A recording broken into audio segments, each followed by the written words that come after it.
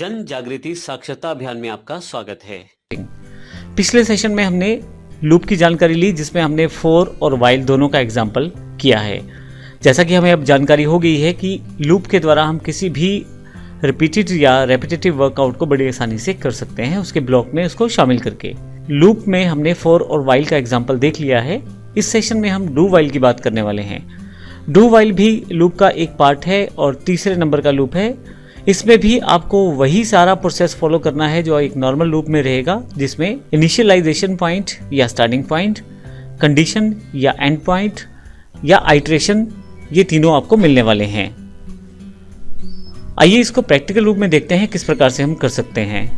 Left side पे मैंने एक एग्जांपल सिंटेक्स के रूप में लिया है, जिसमें यदि आप ध्यान दें, व्हाइल और डू व्हाइल में केवल एक अंतर है। व्हाइल में कंडीशन आप ऊपर चेक करते हैं, जबकि डू व्हाइल में कंडीशन आप नीचे चेक कर रहे हैं। अगर आप इसको कंपेयर करें, ये जो व्हाइल वाला भाग है कंडीशन वाला, इसको मैंने उठा के नीचे रख दिया है और जहाँ व्हाइल था वहाँ पे डू कर दिया है, तो मेरे पास ये डू ओपन है। लेफ्ट साइड में डू व्हाइल डॉट PHP का आउटपुट अवेलेबल है। अगर आप देखें तो आउटपुट बिल्कुल वैसा ही है जैसे फॉर और व्हाइल लूप में अवेलेबल हुआ था। डू व्हाइल में यदि हम देखें तो आई यहाँ पे 1 है और यहाँ पे उसके पश्चात डू से लूप शुरू होता है और उसका ये जो ब्लॉक है उसके पश्चात हम व्हाइल की कंडीशन को जोड़ते हैं।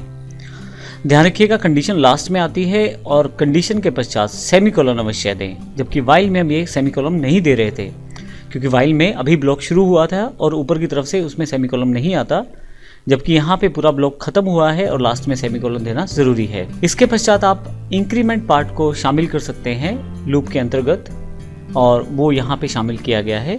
जो टास्क है आपको रेपिटेटिव, वो यहाँ शामिल कर लिया है मैंने। मैं इसको अगर एग्जीक्यूट करूँगा तो मेरे पास आउटपुट यहाँ अवेलेबल हो जाएगा। आइए यहाँ पे मैं कुछ चेंज करके देख लेता हूँ। जैसे मैं आई में 5 डाल देता हूँ यहाँ पे और फिर सेव कर देता हूँ, रिफ्रेश करता हूँ, तो आप देखेंगे आउटपुट जो है वो अकॉर्डिंग टू आपका जो इनिशियलाइजेशन पॉइंट है उसके अकॉर्डिंग रीसेट हो गया है।